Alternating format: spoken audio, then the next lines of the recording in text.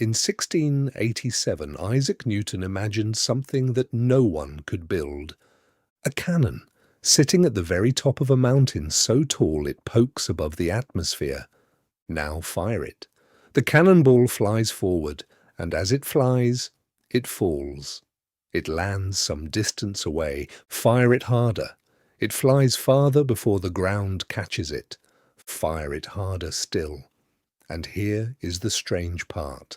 The earth is round. As the cannonball races forward, the ground beneath it is curving away. If the ball falls toward the earth at exactly the same rate, the earth curves away from it. The ball never lands. It is always falling. It just keeps missing the ground. That is an orbit.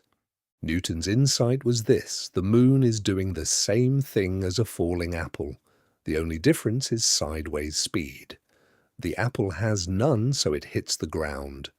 The moon has enormous sideways speed, so it falls forever. And buried inside this idea is the single most useful principle in all of two-dimensional motion. The forward motion and the falling motion do not interfere with each other. They happen at the same time, side by side, completely independent. Hold on to that word, independent. Everything today comes from it. Let us slow down and ask a question we usually skip. Last week, an object moved along a line, one direction. Its position was just a number, maybe positive, maybe negative. But the world is not a line. Throw a ball, and it goes forward and upward at the same time. It moves in a plane. So how do we describe something that moves in two directions at once? Here is the natural way to think about it. Draw the arrow that shows where the ball is going. It points up and to the right diagonally. This arrow is a vector. It has a length, which is the speed, and a direction, which is the angle. But you and I do not live along diagonals. We live in a world of horizontal ground and vertical height. So let us ask the arrow a question. How far to the right are you reaching, and how far up? Watch what happens. Drop a straight line from the tip of the arrow down to the ground. That shadow on the horizontal axis, that is how much the vector reaches sideways. Now, drop a line across to the vertical axis. That shadow, that is how much it reaches upward. We did not invent these two pieces. They were always inside the arrow. We just looked at it from the point of view of our horizontal and vertical world. And look what appeared. A right triangle. The vector itself is the hypotenuse. The two shadows are the legs. And the angle between the vector and the horizontal, we call it theta, sits in the corner. Now the whole thing becomes a triangle we already know how to solve. The side next to the angle, the horizontal piece, is the hypotenuse times cosine theta. The side opposite the angle, the vertical piece, is the hypotenuse times sine theta. So if the speed is v0 and the angle is theta, the horizontal component is v0 cosine theta, and the vertical component is v0 sine theta. You do not memorize this. The triangle hands it to you. Cosine for the side touching the angle, sine for the side across from it. That is all decomposition ever was. Asking an arrow how much of itself points along each direction we care about. Once we can break any arrow into a horizontal and a vertical piece, the rest follows almost on its own. The position of the object is an arrow from the origin to where it is. Call it, or it has a horizontal part, x, and a vertical part, y. Velocity is how fast position changes, the derivative of position with respect to time. Since position has two independent parts, velocity has two independent parts. The horizontal velocity is how fast x changes. The vertical velocity is how fast y changes. Neither one knows the other exists. Acceleration is how fast velocity changes, the derivative again. Same story. A horizontal part, a vertical part, each minding its own business. This is the precise version of Newton's cannon idea. The motion in the x direction and the motion in the y direction are mathematically independent. What happens horizontally has zero effect on what happens vertically. This is not an approximation we make to simplify the math. It is exactly true. And it gives us a method. Any two-dimensional problem becomes two one-dimensional problems running in parallel. We already solved one-dimensional problems last week. So we have already done the hard part twice, separately. The only thing connecting the two directions is time. The same clock ticks for both. Find the time from one direction, carry it to the other. Time is the bridge. Now, let us watch the most famous example in all of physics and build it ourselves instead of being handed the answer. A ball is launched into the air with speed v0 at angle theta above the ground. We ignore air resistance. First move, always, break the launch velocity into its two pieces. Sideways, v0 cosine theta. Upward, v0 sine theta. Now we ask each direction its own question. The horizontal direction first. Once the ball leaves your hand, is there anything pushing it sideways? No. No engine, no wind, nothing. So the horizontal velocity never changes. Whatever sideways speed it started with, it keeps for the entire flight. The horizontal motion is the most boring motion in physics, constant speed in a straight line. The sideways distance just grows steadily. X equals v0 cosine theta times 8. Now, the vertical direction, is there anything acting here? Yes, gravity, pulling down the whole time. So the vertical motion is exactly the free fall we studied last week. The upward velocity starts at v0 sine theta, and gravity eats away at it. Vy equals v0 sine theta minus gt.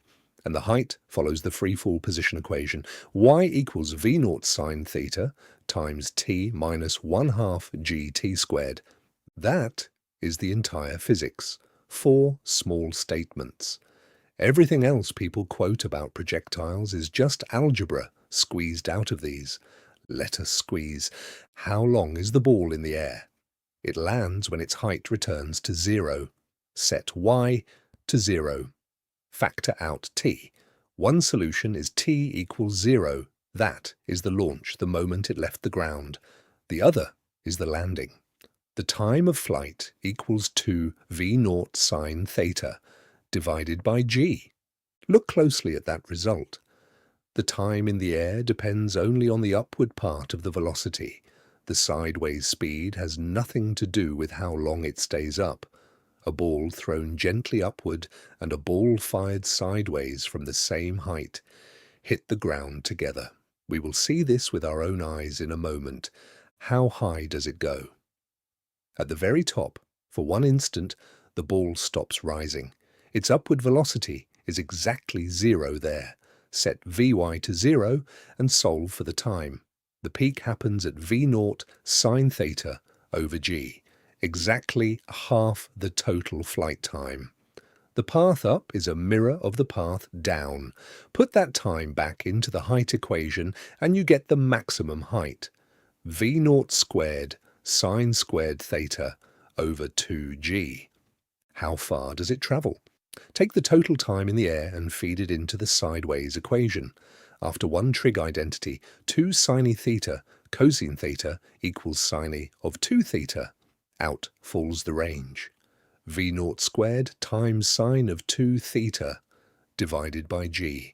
And this formula hides something beautiful. The range is largest when sine of 2 theta is largest.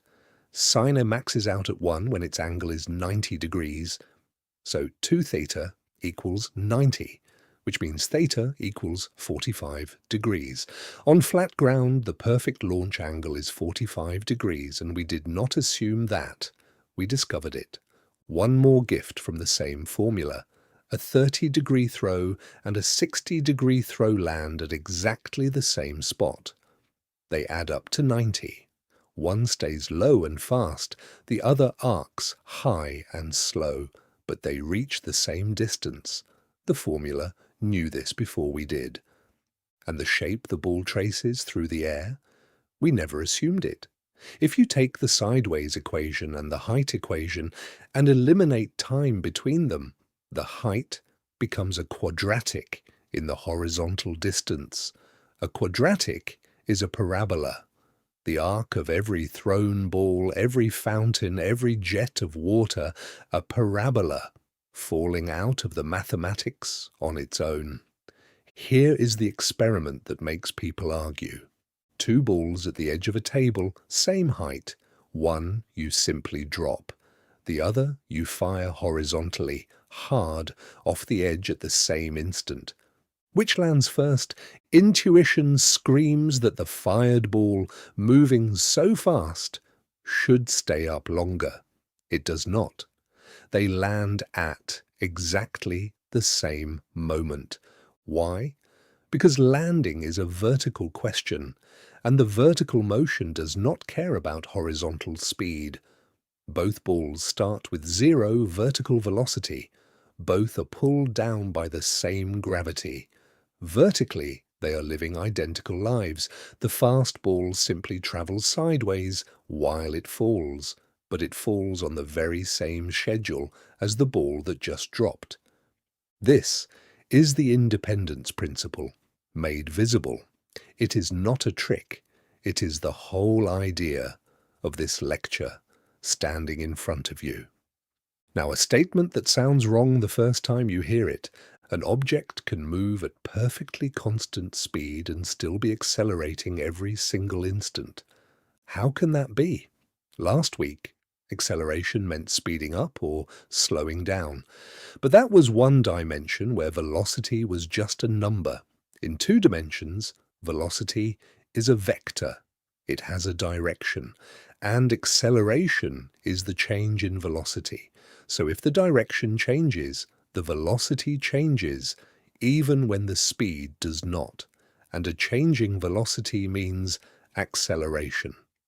Picture an object going around a circle at steady speed. The speedometer never moves, but the direction of motion is always turning.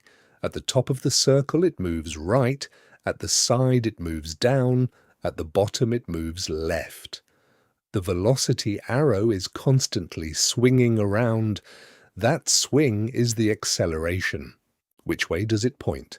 Watch the velocity arrow at 2 nearby moments and ask how it changed. The change always points inward, toward the center of the circle. Always. We call it centripetal acceleration, from the Latin for center seeking. Work out its size by comparing the little triangle of velocity change to the triangle of position change around the circle. And in the limit, you get a clean result. The centripetal acceleration is v squared over r, speed squared, divided by the radius. And here is why it points inward and not forward. It is perpendicular to the velocity, at right angles to the motion. A push that is exactly sideways to your motion cannot speed you up or slow you down. It can only bend your path. That is why the speed stays frozen while the direction endlessly turns. Now feel what that v squared means. Take a curve of fixed radius, drive twice as fast, and the acceleration you need does not double, it quadruples. The inward force needed grows with the square of speed. This is why a curve you take comfortably at 50 becomes deadly at 100, not twice as hard, 4 times as hard. The mathematics of v squared over r is written into every guardrail on every mountain road. Next week we ask what actually provides this inward pull. On a flat road, friction. On a banked turn, the road itself. Each case is a different force, playing the same centripetal role. Last idea today. Motion depends on who is watching. Sit on a moving train and the trees outside slide backward. Stand on the platform and the trees never move. Both of you are right. You are describing the same world from two different reference frames. To connect two observers, velocities simply add as vectors. The velocity of an object in my frame equals its velocity in your frame, plus the velocity of your frame relative to mine. Vector addition, direction matters. Watch it work with a swimmer. She swims at 2 meters per second relative to the water. A river pushes sideways at 1 meter per second. She aims straight across, but the water is carrying her. Her real velocity over the ground is the vector sum of her swimming and the current.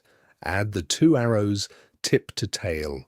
Her true speed across the ground is the square root of 2 squared plus 1 squared, about 2.2 meters per second.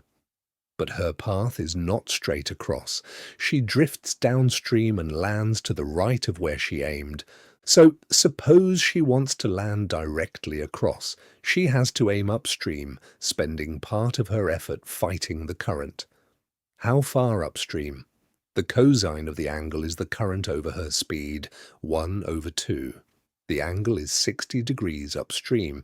Now her path across is perfectly straight, but her speed over the ground drops to about 1.7 meters per second, because some of her swimming is being spent just holding against the river. There is the trade-off, and it is everywhere.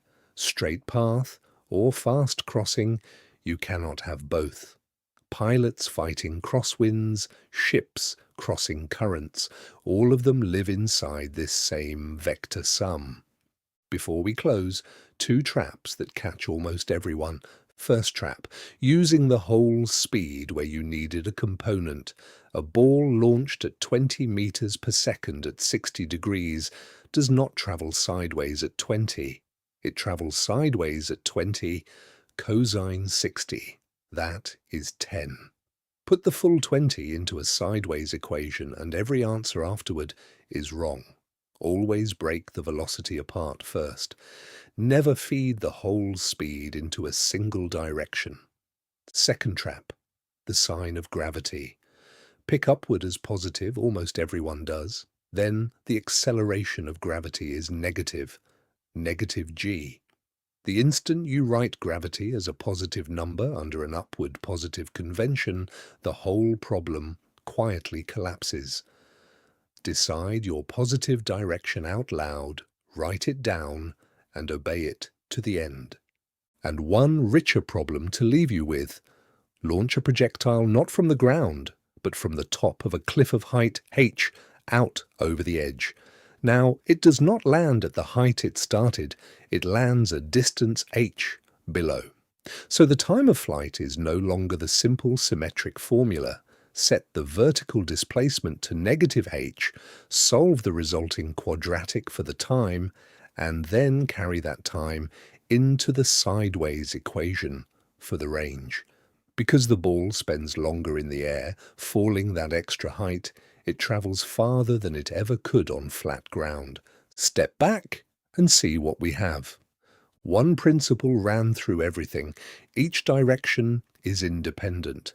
Break every vector into a horizontal and a vertical piece.